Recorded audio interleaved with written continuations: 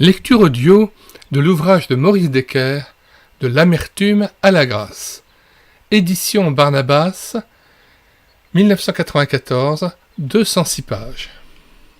Lecture de la 4e de couverture. Avec ce nouvel ouvrage consacré à l'Ancien Testament, Maurice Decker nous fait découvrir au travers de l'histoire de Noémie, dans le livre de Ruth, l'enseignement de la Bible sur les caractéristiques du véritable réveil. L'auteur nous invite à un choix, une position, à une manœuvre stratégique.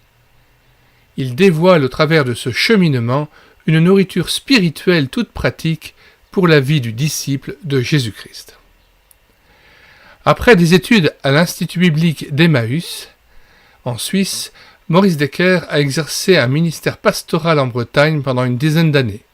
Secrétaire général de la Fédération évangélique de France depuis 1979, il exerce désormais un ministère itinérant d'enseignement tant dans notre hexagone qu'au-delà de nos frontières.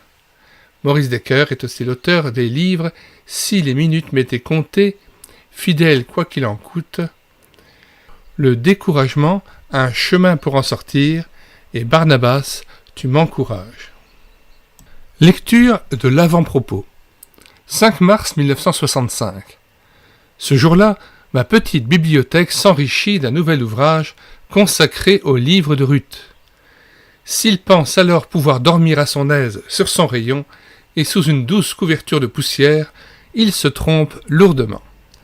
Bible en main, je m'empresse de le parcourir avec plaisir et commence à entrevoir la richesse fantastique de ce petit récit champêtre vieux d'au moins 3 millénaires.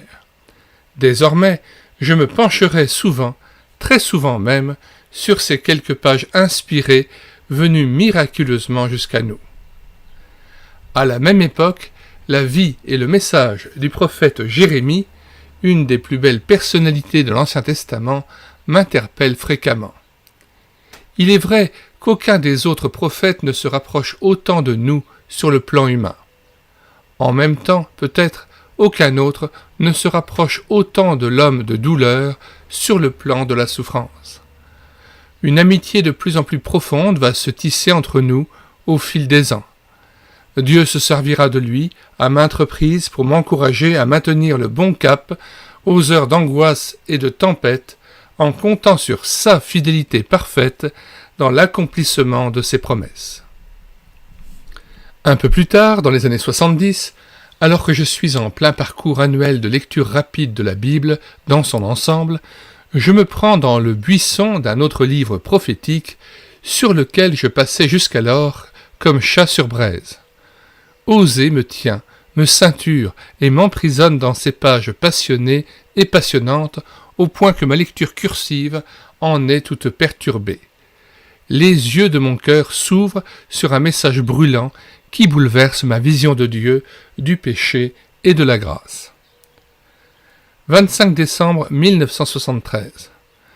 Mon épouse m'offre un livre dont les pages me captivent au plus haut point, Souffle de vie de Patricia St. John, contient non seulement l'histoire de la mission du Rwanda, mais aussi le récit d'un remarquable réveil en plein cœur de l'Afrique. Nous ouvrons une parenthèse pour signaler que vous pouvez télécharger gratuitement cet ouvrage de Patricia St. John, ainsi que de nombreux autres ouvrages de Patricia St. John dont nous avons assuré la réédition numérique. Donc n'hésitez pas à vous rendre sur le site internet médiathèquechrétienne.fr pour télécharger Souffle de vie de Patricia St. John. Retour au texte. Dans cet ouvrage, je retrouve notamment les noms de William Nagenda et de Festo Kivengere, deux chers hommes de Dieu qui ont croisé ma route lors de précédentes visites en Europe. Leur vie rayonnante et leur prédication simple et profonde, centrée sur la personne de Jésus-Christ et sur le message de la croix, ont été utilisées par le Saint-Esprit pour labourer et libérer mon cœur. Ce livre ressemble à une sorte de puzzle dont vous venez de découvrir les principaux éléments encore épars. Il a fallu soigneusement veiller à ce que chaque pièce vienne à sa place et s'emboîte bien dans les autres, afin que le paysage ainsi constitué soit cohérent et harmonieux, donnant envie au lecteur de s'y promener souvent, parce que toujours à l'affût de nouvelles découvertes. De l'amertume à la grâce n'est donc pas un commentaire biblique systématique sur le livre de Ruth. C'est d'abord l'histoire douloureuse d'une petite famille de Bethléem qui s'exile en Moab dans un temps de crise.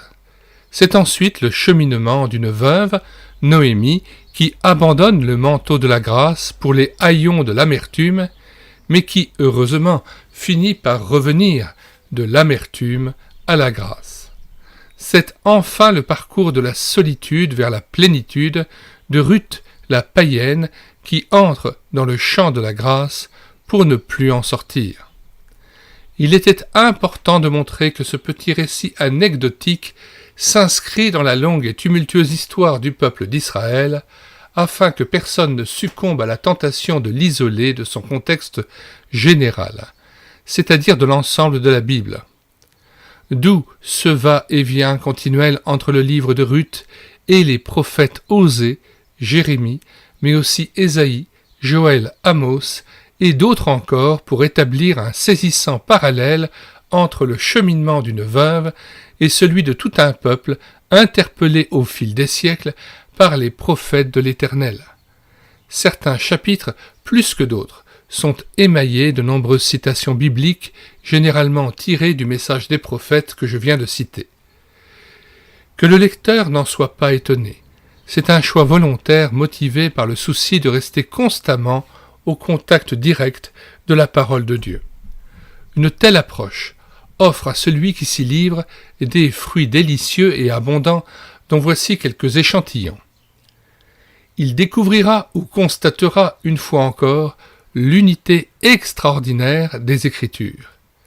Quel accord, quelle harmonie, quelle convergence dans le langage des vrais prophètes qui se sont succédés au chevet d'Israël, si souvent malade d'infidélité envers l'Éternel. D'un bout à l'autre de la Bible, c'est toujours le même Dieu, immuable dans son caractère et parfaitement cohérent avec lui-même, qui s'adresse à ses enfants. Il réalisera mieux l'importance de ne pas négliger l'Ancien Testament et ses livres prophétiques en particulier, pour ne pas se priver, par exemple, d'un enseignement essentiel sur la nature et les caractéristiques d'un vrai réveil. Le Nouveau Testament est très discret sur cette question. Il comprendra plus aisément comment, dans tous ces textes par trop négligés de l'Ancien Testament, Dieu a caché une nourriture spirituelle toute pratique pour la vie du disciple de Jésus-Christ aujourd'hui et maintenant. Hier matin, juste avant d'écrire les toutes dernières pages de ce livre, je parcourais la méditation du jour contenue dans la brochure annuelle intitulée « Notre pain quotidien ». Je fus à la fois surpris et encouragé par l'étrange coïncidence, manifestement signée de Dieu, entre ma situation du moment et l'anecdote qui introduisait le message. En voici le contexte. Joseph Conrad venait de finir d'écrire un long roman sur la domination et le secours. Étant donné que la langue maternelle de Conrad était le polonais, la tâche qui consistait à trouver les mots et expressions exactes en anglais était très difficile. Quand il termina le livre, il griffonna un mot sur la dernière page. Ce n'était pas le mot « terminé » ni « accompli », mais le mot « victoire ». Et ce mot devint le titre du roman. La rédaction de ce livre a été pétrie de grande joie, mais aussi de rudes batailles. Ce fut d'abord et avant tout un véritable parcours du combattant, une guerre spirituelle avec ses verrous à faire sauter, ses avancées et ses reculs momentanés, ses percées décisives. Si le mot « victoire » n'en devient pas le titre, ce livre se termine néanmoins sur une note de victoire, puisque sa dernière partie s'intitule « Une victoire stratégique ». Pendant la lecture des 16 premiers chapitres de cet ouvrage, vous connaîtrez aussi des grandes joies, et certainement des moments plus difficiles, lorsque le Saint-Esprit touchera des points sensibles en vous. Je souhaite de tout mon cœur que les 2 derniers chapitres correspondent, dans votre vie présente, à une victoire stratégique semblable à celle que connut Noémie lorsque son amertume fut engloutie par la grâce surabondante de son Dieu. Tel est mon vœu le plus cher, et telle est aussi ma prière pour chacun de vous, chers amis lecteurs. Grâce soit rendue à Dieu qui nous donne la victoire par notre Seigneur Jésus-Christ. 1 Corinthiens 15, verset 57, Maurice Decker. Nous mettons, comme à l'ordinaire dans les commentaires de cette vidéo, le lien de téléchargement gratuit de cet ouvrage, mais aussi le lien vers d'autres playlists, notamment la playlist Personnages de la Bible et Commentaires bibliques. Nous y ajoutons le lien de téléchargement d'autres ouvrages de Maurice Decker, Le découragement, un chemin pour en sortir, et Fidèle, quoi qu'il en coûte, ainsi que Barnabas, tu m'encourages. Rendez-vous sur les différentes playlists aussi de cette chaîne YouTube et l'écouter sa parole, afin de profiter des 240 playlists constituées et regroupant à la fois des cantiques, plus de 1000 cantiques mis en parole, afin de nourrir votre louange, individuelle ou en assemblée, de nombreux audiobooks, des BD tournesol lus et filmés avec caméra de document, et aussi bien entendu des présentations d'ouvrages que nous avons numérisés et réédités numériquement sur le site internet médiathèquechrétienne.fr, site que nous avons bâti en synergie avec cette chaîne YouTube à l'écouter sa parole, afin d'assurer la réédition numérique gratuite des ouvrages chrétiens épuisés et non réédités. Nous en sommes à plus de 1300 ouvrages que nous mettons gratuitement à votre disposition. Comment se rendre sur le site internet médiathèquechrétienne.fr? Vous écrivez sur la page de recherche Google médiathèquechrétienne.fr d'un seul tenant et sans accent. Arrivez sur le site, vous cliquez sur Livres à télécharger, puis vous faites une recherche par ordre alphabétique d'auteur. Pour Maurice Decker, vous cherchez à D, et une fois trouvé De l'amertume à la grâce, vous cliquez sur Lire, écouter, télécharger.